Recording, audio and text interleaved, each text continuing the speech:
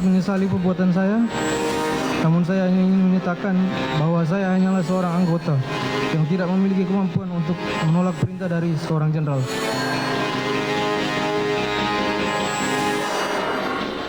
Masih terhubung bersama kami pemirsa Pak Gayus Lumbun, mantan Hakim Agung, dan juga kita masih membahas mengenai jalannya sidang hari ini.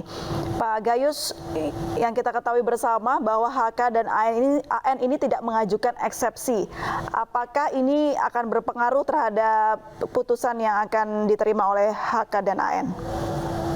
Tidak ada pengaruh sama sekali, baik yang menyampaikan eksepsi maupun yang tidak. Karena secara umum sebenarnya sudah tidak perlu ada eksepsi, karena ini terbatas dengan tiga hal tadi yang terasa kemukakan. Adanya kejelasan tempus dan locus delicti, ya, artinya tempat dan waktu yang harus jelas, karena itu menyangkut pengadilan mana yang berhak untuk menyidangkan, berkaitan dengan tempat kejadian itu, sehingga hakim bisa memutuskan putusannya yang tepat. Kemudian identitas, bahwa siapa yang melakukan dan apa yang dilakukan. Hanya tiga itu. Oleh karena itu tidak menyampaikan eksepsi maupun menyampaikan sama saja, toh tidak diterima kalau menyimpang dari ketentuan ini. Baik, setelah ini akan ada tahapan selanjutnya persidangan, Pak Gayus. Mana tahapan yang paling memiliki poin yang sangat kuat untuk kasus ini?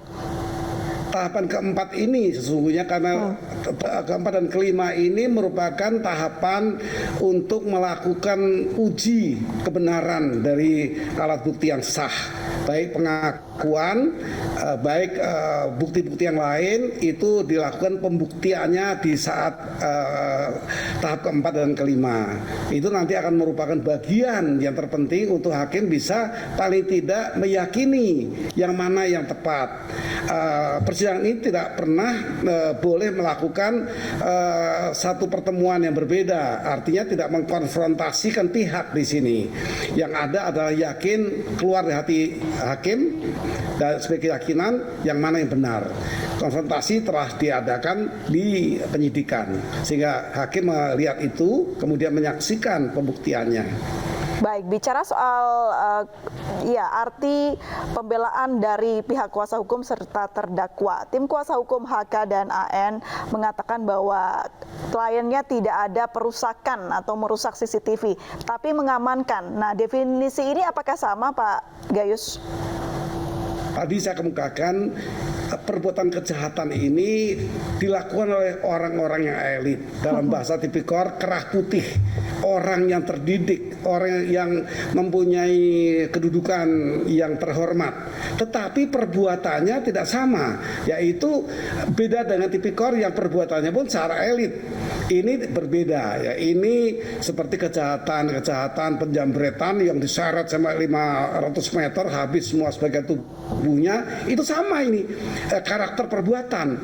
Tapi karakter dari orang yang melakukan ini berbeda, karena ini orang elit, mempunyai jabatan tinggi, terdidik, tentu menguasai semua, sehingga istilah pun akan bisa disamarkan. Diamankan itu pengertiannya apa? Dijaga, atau diamankan itu mengamankan perbuatan ini. Nah, itu yang saya berkali-kali, artinya itu di sini karakter perkara ini terdiri dari pelaku yang elit, tapi yang dilakukan tidak elit karena membunuh dengan sadis, ya, dengan cara menembak. Ini kekerasan yang mewarnai perbuatan ini. Ini harus dipandang oleh hakim untuk mengukur. Ini bukan sebuah white collar crime, kerah putih, kejahatan itu elit. Ya, dia tidak melakukan tindakan kekerasan. Setiap tahapan persidangan ini, Pak Gayus, utamanya yang saat ini sedang berlangsung, biasanya memakan waktu berapa lama? Tergantung apa yang dibahas, saya rasa, pengalaman saya, tergantung apa yang dirasakan. Saya 30 tahun lebih sebagai advokat, ya, juga menangani kasus pembunuhan berencana, kasus pembunuhan dengan kekerasan. Itu saya sudah menjadi tugas saya ketika saya belum menjadi hakim. Kemudian dari sana saya masuk DPR, di Komisi Hukum, baru saya menjadi hakim. Nah, artinya saya sudah mempunyai berbagai pemahaman baik mengenai aturan hukumnya. Saya sebagai legislator, saya membuat undang-undang cukup banyak di 10 tahun itu, 2 periode. Kemudian saya menjadi hakim, dengan itu juga saya merasakan pandangan-pandangan saya perlu digunakan untuk memberi keadilan. Jadi ini sidang ini memberi keadilan kepada semua pihak, baik kepada terdakwa juga yang sampai mau mengarang itu manusiawi. Tidak pernah ada kejahatan yang tanpa sakit hati, itu konsepnya. Nah, sakit hati ini dalam hal apa? Ketidakadilan yang mana? Jadi ini diawali, semua pembunuhan diawali dengan sakit hati atau merasakan diperlakukan tidak adil. Itu konsep yang terbanyak menurut penelitian terhadap semua pembunuhan. Nah, kalau berencana berbeda.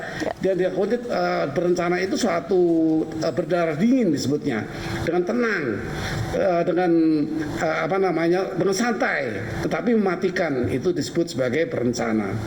Baik, Pak Gayus, kita sedikit melihat begitu ya apa-apa yang dilakukan oleh terdakwa, apalagi yang hadir langsung ke ruang persidangan. Ada yang menyorot begitu, banyak netizen yang menyorot sikap dari HK dan AN. Namun kita akan bahas ini setelah jeda berikut. Pak Gayus tetap bersama kami di Breaking News.